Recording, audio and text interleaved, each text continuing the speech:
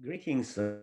My name is Vladislav Zubok. I'm professor of London School of Economics and Political Science, and I'm a historian of contemporary international history, modern and contemporary international history, but with the emphasis on Russia, the Soviet Union, and the Cold War. Today, we will talk about one of the major Moscow-based archives. This archive is called the Russian State Archive for Social and Political History, RGASPI. It is located in downtown Moscow on Bolshaya Dmitrovka Street, very, very close to the Kremlin. In fact, you can reach this archive on the street leading from the Kremlin to the Pushkinskaya Square, where the Pushkin statue stands. And you cannot miss it if you move from the Kremlin up. You will see it on your left side on the building. There are three faces of Marx, Engels, and Lenin. And that gives you an idea how this archive was formed. It was formed after the Bolshevik Revolution and after Lenin's death, with an idea to commemorate Lenin's works and also the teachings of Marx and Engels. And this archive enjoyed enormous support from the party and the Bolshevik state, and had resources to purchase not only any documentation related to Marxism-Leninism, but also related to the communist movement around the world. And they purchased collections of various revolutionaries that had lived and left their papers before Marx and Engels. So in a sense, it's one of the largest archives about revolutionary movement. But also, of course, the Bolsheviks were in power and the Communist Party was in power. So the people whose collections are stored in this archive were former or acting leaders of the Bolshevik Party. You can find, for instance, in RGASPI, the papers on naturally Lenin, but also Stalin, on Nikolai Bukharin, Lazar Kaganovich, Vyacheslav Molotov, and other leaders of the party, such as Trotsky, Zhdanov, Alexander Kollontai, or Orджоникидзе, Zurikov, and so on, so forth. Because the party was the ruling party, and in a sense was the party state, the ministries, the government organizations and structures just carried out the instructions of the party, the Politburo and the Secretariat. So if you write about Soviet history and you need to find out how most important decisions were made, you have to go to RGASPI, where you find essentially the documents prepared for the major decisions taken by the Soviet leadership between Lenin's death and Stalin's death. So between roughly 1924 and 1953. For later periods of Soviet history, political history, social history, you have to go to other archives, including another major party archive, Regani. So in RGASPI, aside from personal collections, such as Stalin's collection or Molotov's collection, you can find so-called особые папки, special dossiers.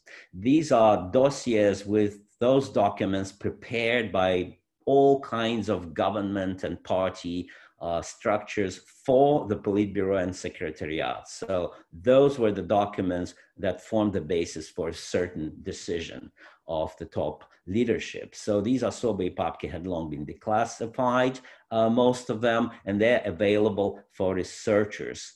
So when the archive was opened after the collapse of the Soviet Union, in 1992, I was one of the first researchers who came there. It was a very interesting place, and not only exciting in terms of seeing the files that researchers had never seen before, if only for very strict party-related business. And also it was an important social place because there I met many historians from the United States, from Germany, from France, later from China, who were interested in the same period and the same types of topics that I was. So the 90s were the most important initial period of researching the Soviet history based on primary sources, and Legaspi was a hub of that process. The archive is very easily accessible. You basically walk in without any special letters. You make no phone calls. You don't need any special authorizations. You just come, show your passport and another form of ID.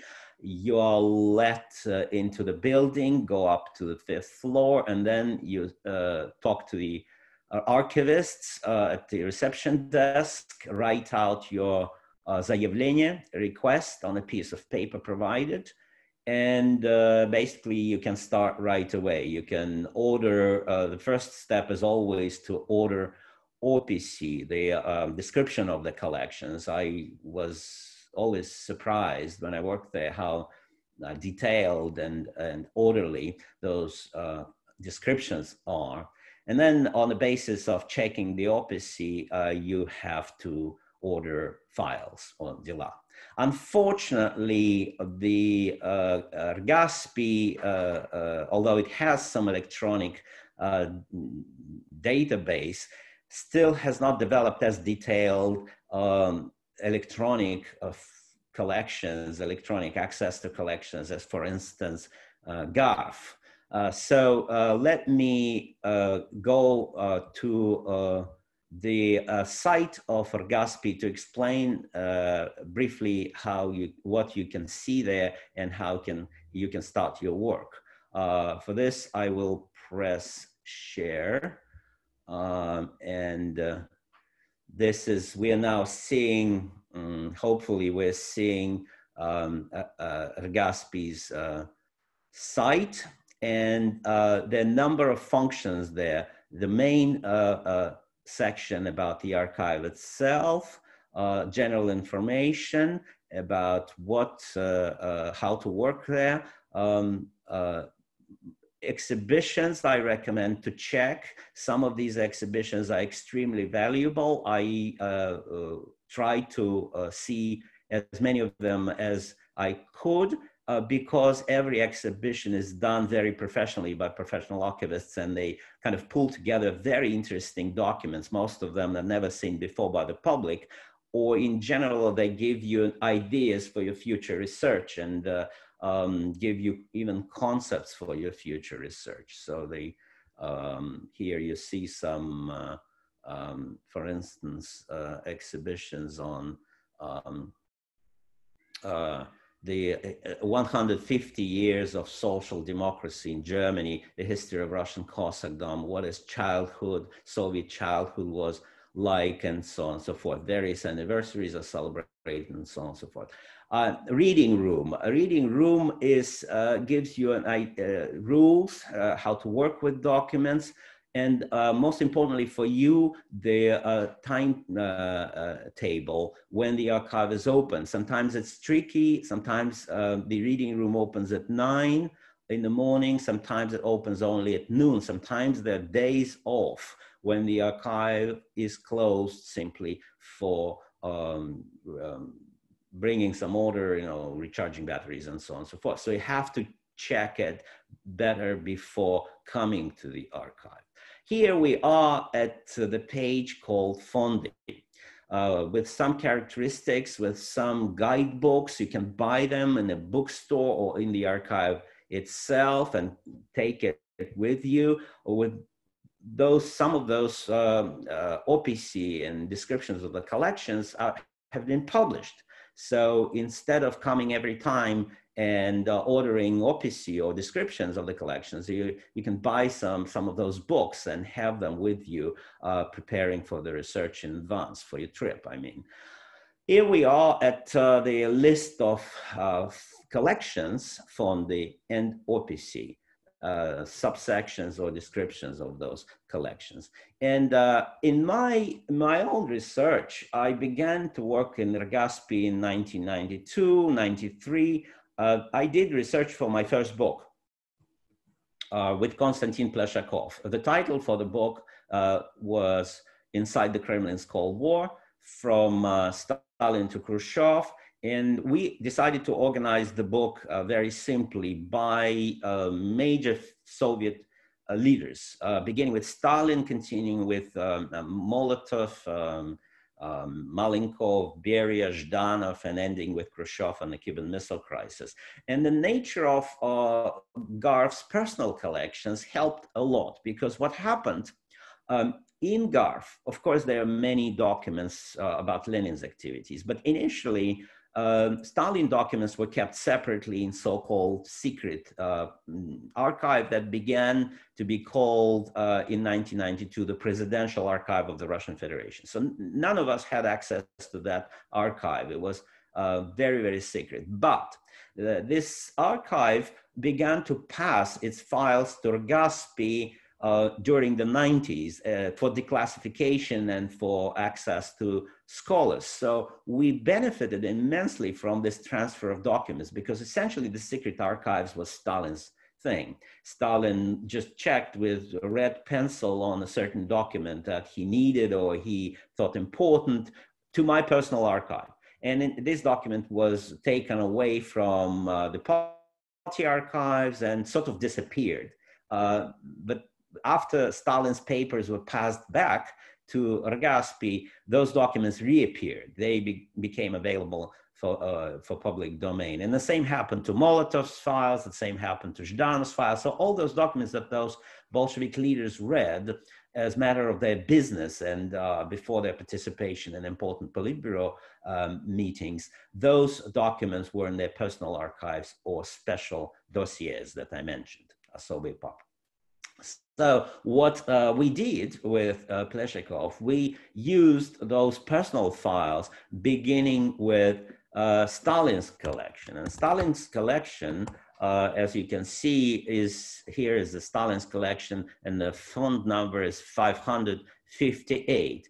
It's quite important, and it has several subdivisions, but most importantly, on that number, opus number 11, Stalin, the collection of documents. And it sort of begins with his childhood and about him, some forged and fictional stories about how great he was when he was a young revolutionary, and ending in 1975, probably related to various things about Stalinism and what he did. But mostly it's, of course, about his party and state activities. And that collection was immensely important for our research, and by now it is largely declassified. Back then, when we wrote the book Inside the Kremlin's Cold War, it was still in the process of declassification.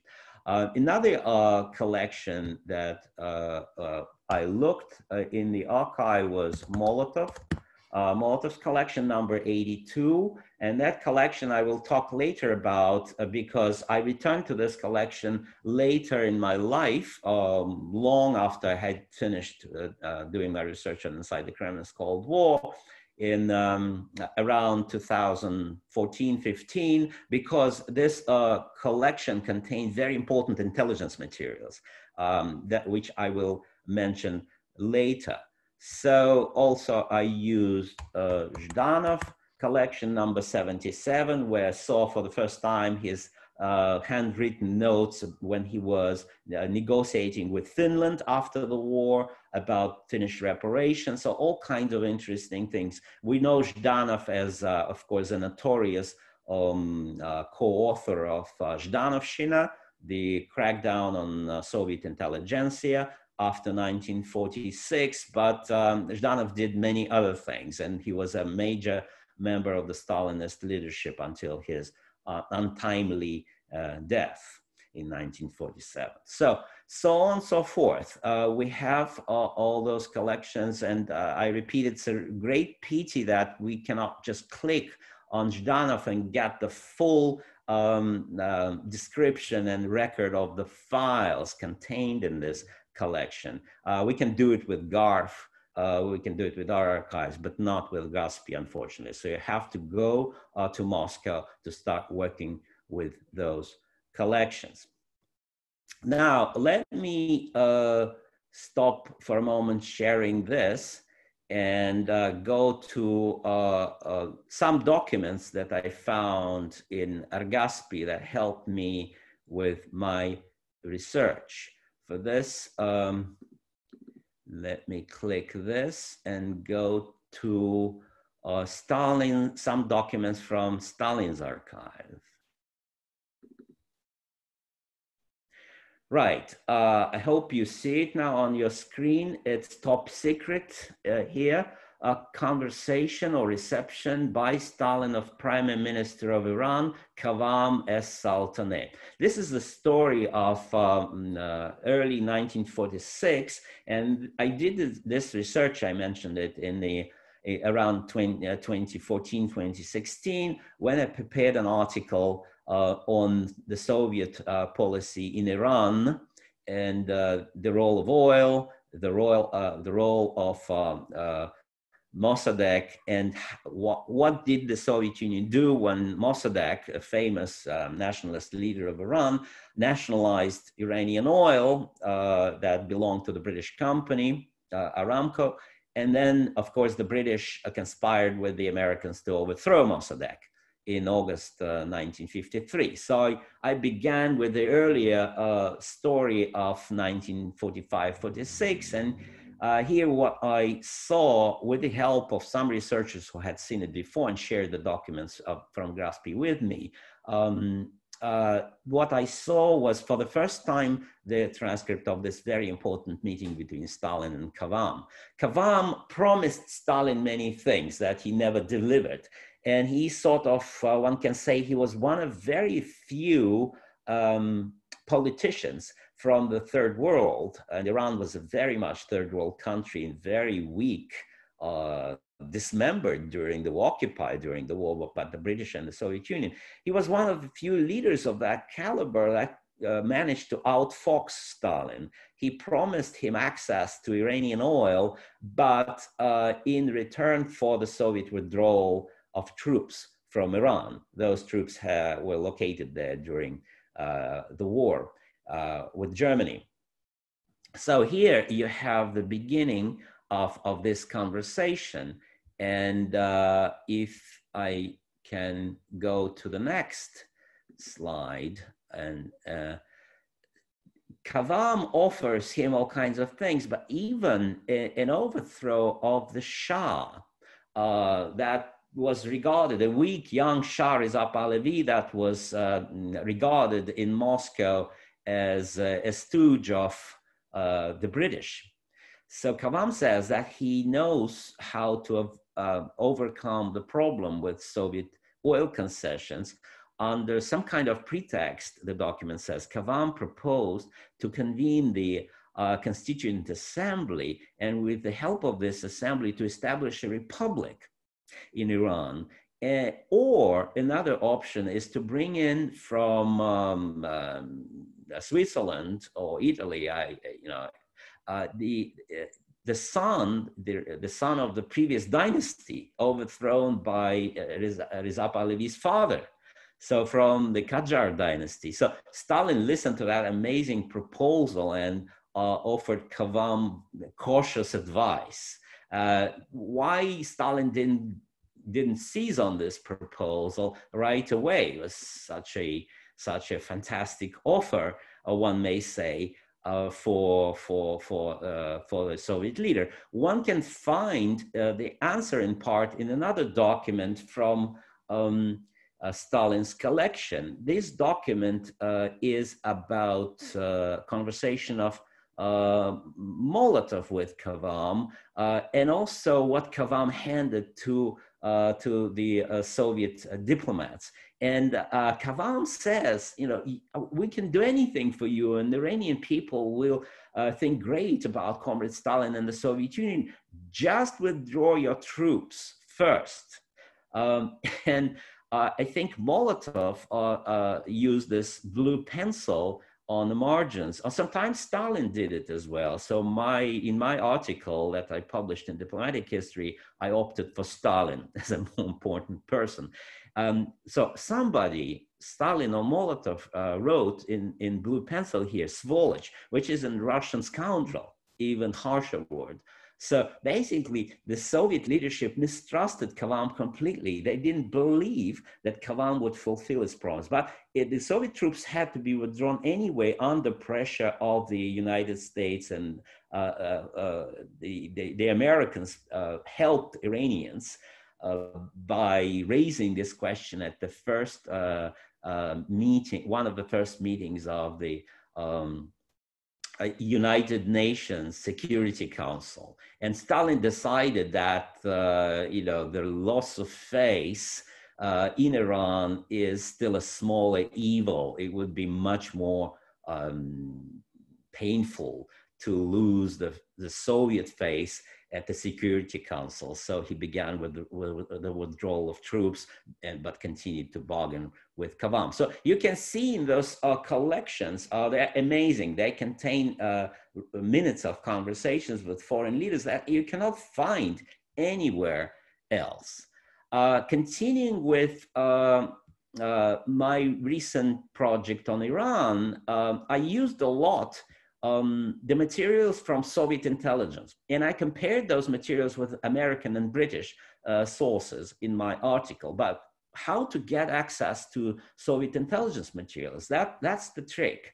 The archives of Soviet foreign intelligence are still closed, and the archives of the KGB are largely closed. So the only place we can find those documents are in public archives, and Argaspi is one of such archives. So from those accounts provided by Soviet intelligence, you can find a rather curious but very, very interesting picture of what was happening in the world, and very different, expressed naturally very differently in different terms with different assessments than you can find in foreign relations of the United States, for instance, or in the British archives.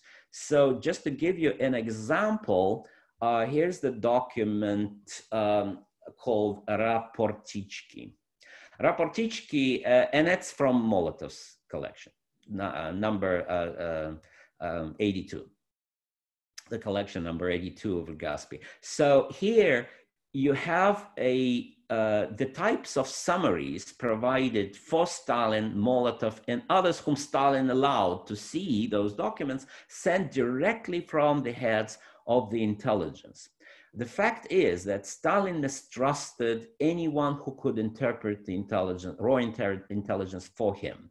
He liked to read everything from A to B by himself and then come to his own conclusion. He believed he was the most brilliant analyst of intelligence available. None else could compete, of course, with him. So after the Second World War, however, the volume of Soviet intelligence provided for the Kremlin and for Stalin grew exponentially. It was huge. So this, you see the attempt to condense this information in a sort of a form of a digest. So Raportichki coming to Molotov were probably not as full, not as complete as Stalin got. But we unfortunately don't have them for Stalin. We have them for Molotov. So I went to Molotov's collection, and here's what I found. Sometimes they were on Iran, on what the British and Americans talked about, Mossadegh, about the Iranian situation. But in the process of looking at these documents, I also found so much about other things that happened simultaneously. So you get a unique panoramic view of what the Soviet top leadership learned about the situation in the world around Iran, in Europe, in Asia, in Korea. So on this document, for instance, Semyon Ignatiev, the head of the MGB, Soviet political intelligence, a predecessor of the KGB, is what Ignatiev reports to the top leadership. For instance, the top section, top summary, refers to Yugoslavia. And when you read it, you find that Yugoslavs are trying to recruit partners for a neutral bloc, a sort of an alliance of countries that don't want to be sided with the Soviet Union, or with the United States. This is extraordinary because Yugoslavia, of course, was kicked out of Comintern by Stalin in 1948. And Tito was searching for a place in the world. And as we know, he found this place in the so-called non-aligned movement. But you see here, here's 30th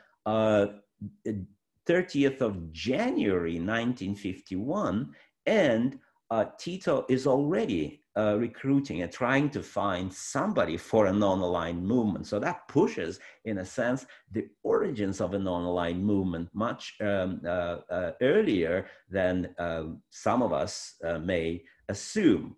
So the message on the same day below reports on a conference between Churchill and Truman on the Korean War, what to do, how they can respond to the Chinese, and so on and so forth. The Korean War was, of course, back and forth and in a very volatile state at that point. Just to show you one more document from Raportichki.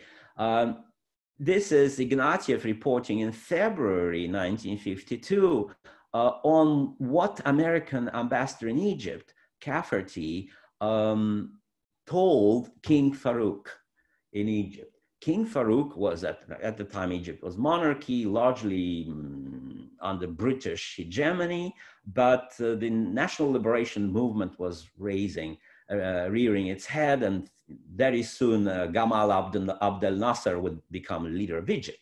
So here, Cafferty tells the king, if the king doesn't take measures against this rising disorder, then Americans will take, and the British will take measures to occupy in Egypt.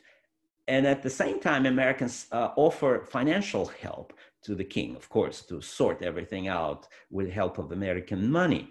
And but not just without strings attached. They say, we'll give you financial aid only if you join the common defense of free nations, so-called Baghdad Pact, that the anti-Soviet bloc that Americans were busy cobbling together at the time. So you have sort of the Soviet take on what was happening, very different from American and British attitude. And you have to, of course, weigh very carefully what you read against other sources and take all this with a grain of salt. But let me tell you what I found in those Raportichkin intelligence documents almost always proved to be correct.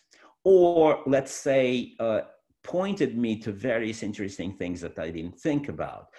So my initial attitude towards that Soviet intelligence was very skeptical. I was, I guess, ideologically assuming that it was all kind of piece of fiction, anti-imperialist, hyping up the foreign threat and so on and so forth. And indeed, there was an element of this in the documents, but also specific statements and specific meetings and events interpreted through Soviet lenses, they indeed took place. And sometimes you don't find those events described even in the declassified American and British sources. So let me stop sharing the documents and return to the main screen. I think by now you already figured out how important is Gaspi for all kinds of research. If you do research on international communist movement or revolutionary movement,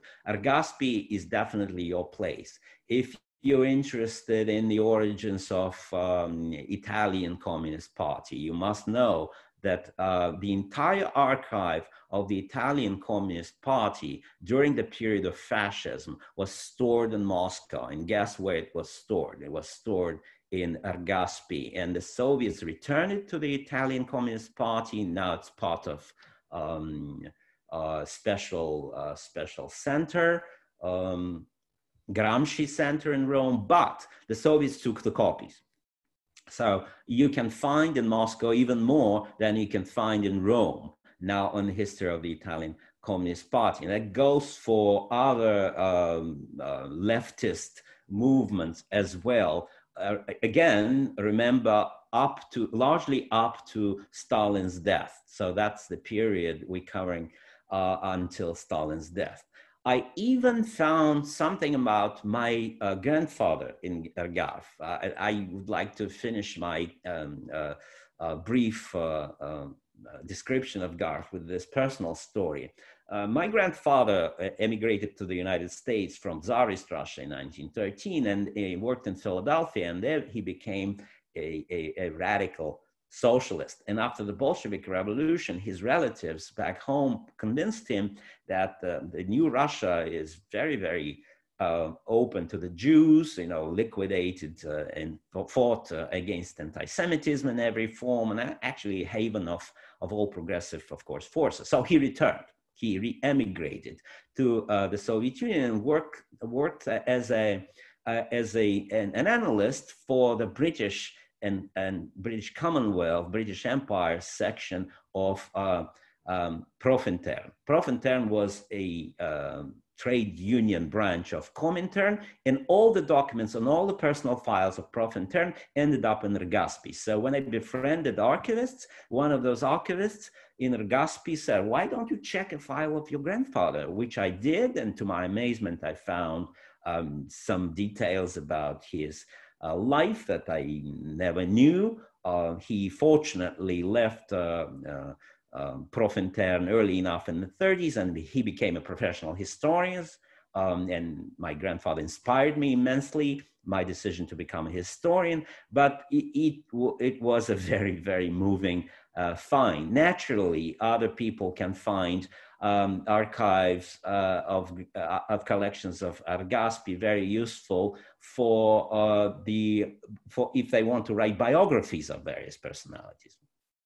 I already mentioned Italians. If you write about Togliatti or Gramsci, you must come to Rgaspi. If you are interested in Mao Zedong and Deng Xiaoping, you also should check Rgaspi. One of my friends, historian, excellent historian, Alexander Pantsov, published 2 biographies by Mao Zedong and Deng Xiaoping based on Rgaspi archives about their earlier period, when they were either in Moscow for a year, like Deng Xiaoping, or they were communicating with Moscow and had their file on them in the Comintern archives. So this is a very brief presentation on Rgaspi, but I strongly recommend to come prepared to check what you need in advance, to check the available electronic resources that we went through, but above all, be prepared for surprises.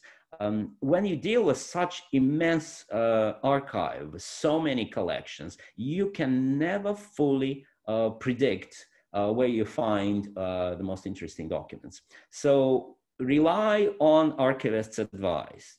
Ask them, don't be shy. Also check when you read such documents as I showed to you, Raportichki from Soviet intelligence, just don't limit yourself to what you exactly want now. Try to read outside the bubble, and you will be amply rewarded. So good luck with your research in Moscow. The archive is open as we speak. It reopened after the COVID epidemics in July 2020, and I hope it will stay open.